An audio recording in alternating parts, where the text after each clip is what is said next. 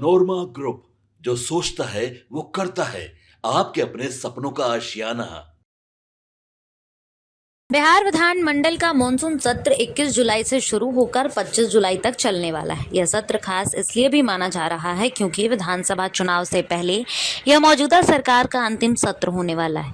ऐसे में सत्ता पक्ष जहां अपने कामकाज को जनता के सामने पेश करने और नई योजनाओं की घोषणा करने की रणनीति बना रहा है, वहीं विपक्ष ने भी सरकार को घेरने के लिए कई मुद्दों पर तीखी तैयारी कर ली है। एनडीए सरकार इस सत्र में 125 यूनिट फ्री बिजली योजना, रोजगार से जुड़ी नई घोषणाओं और बाढ़ सूखा प्रबंधन से संबंधित प्रस्तावों को सदन में प्रस्तुत करेगी। साथ ही सत्र में सप्लीमेंट्री बजट पेश होने वाला है, जिसमें स्वास्थ्य, शिक्षा और आधारभूत संरचना को लेकर अतिरिक्त प्रावधान तैयार किए जाएंगे। सरकार चाहती है कि चुनाव से पहले विकास का रोड मैप सामने लाकर जनता के बीच सकारात्मक संदेश जाए। इसके अलावा सरकार कुछ अहम विधायकों को पारित करना चाहती है ताकि विधानसभा चुनाव से पहले उन पर तेजी से अमल किया जा सके। वहीं विपक्ष ने कानून व्यवस्था, बढ़ते अपराध, पुलों के गिरने, पेपर लीक और बेरोजगारी जैसी मुद्दों को लेकर सरकार को घेरने की रणनीति बनाई है। राजद और कांग्रेस जैसे विपक्षी दल वोटर लिस्ट में हो रही विशेष पुनरीक्षा प्रक्रिया को बड़ा मुद्दा बनाने की तैयारी कर रहे हैं। साफ तौर पर विपक्ष का कहना है कि सरकार प्रशासनिक तंत्र का दुरुपयोग कर मतदाता सूची में गड़बड़ी करवा रही है। इसके अलावा हाल ही में कई योजनाओं की धीमी रफ्तार और बिजली पानी संकट पर भी विपक्ष सदन में हंगामा कर सकती है। चुनाव से पहले ये आखिरी सत्र होने के कारण सत्ता और विपक्ष के बीच तीखा टकराव जरूर हमें देखने को मिलेगा। सत्ता पक्ष जहां अपनी उपलब्धियों का बखान करेगा, वहीं विपक्ष सरकार पर वाद खिलाफी का आरोप लगाएगा। माना जा रहा है कि मुख्यमंत्री नीतीश कुमार और डिप्टी सीएम सम्राट चौधरी सत्र में विपक्ष के सवालों का सीधा जवाब देंगे। इस सत्र में क्या खास होने वाला है, हम आपको वो भी बता देते हैं। देखिए, यह सत्र इसलिए अहम है क्योंकि इसके जरिए सत्ता पक्ष जनता को संदेश देना चाहेगी कि उसने चुनावी वादों को पूरा किया।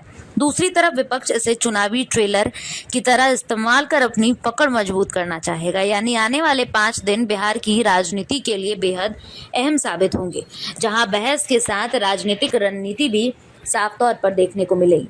तो हमने आपको बता दिया कि आखिर विधानमंडल में इस बार मॉनसून सत्र किस तरह से होने वाला है। बिहार विधानमंडल का मॉनसून सत्र 21 जुलाई से शुरू होकर 25 जुलाई तक चलने वाला है। यह सत्र खास इसलिए भी माना जाएगा क्योंकि विधानसभा चुनाव से पहले ये मौजूदा सरकार यानी कि जो डबल इंजन की सरकार है उसका अंतिम सत्र होगा। ऐसे में सत्ता पक्ष जहां अपने कामकाज को जनता के सामने पेश करेगी, वहीं दूसरी तरफ विपक्ष एक मौका नहीं छोड़ेगी सरकार को घेरने के लिए।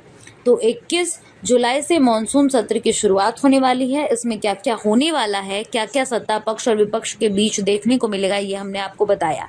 खास तौर पर विपक्ष बिहार में बढ़ते अपराध को लेकर सरकार पर हमलावर होती नजर आएगी क्योंकि इन दिनों लगातार बिहार में आपराधिक घटनाएं बढ़ रही हैं। ऐसे में बिहार विधानसभा का मॉनसून सत्र इस बार काफी अहम होने वाला है। नीतीश सरकार अपना अनुपूरक बजट है वो पेश करेगी, लेकिन लॉ एंड ऑर्डर पर विपक्ष जरूर नीतीश सरकार को घेरने की कोशिश करेगी। विपक्ष ने सरकार को घेरने की तैयारी पूरी तरह से कर ली है। विधि व्यवस्था के साथ साथ विभिन्न मोर्चों पर सरकार की विफलता को लेकर विपक्ष सरकार इस बार विपक्ष को घेरती जरूर नजर आएगी।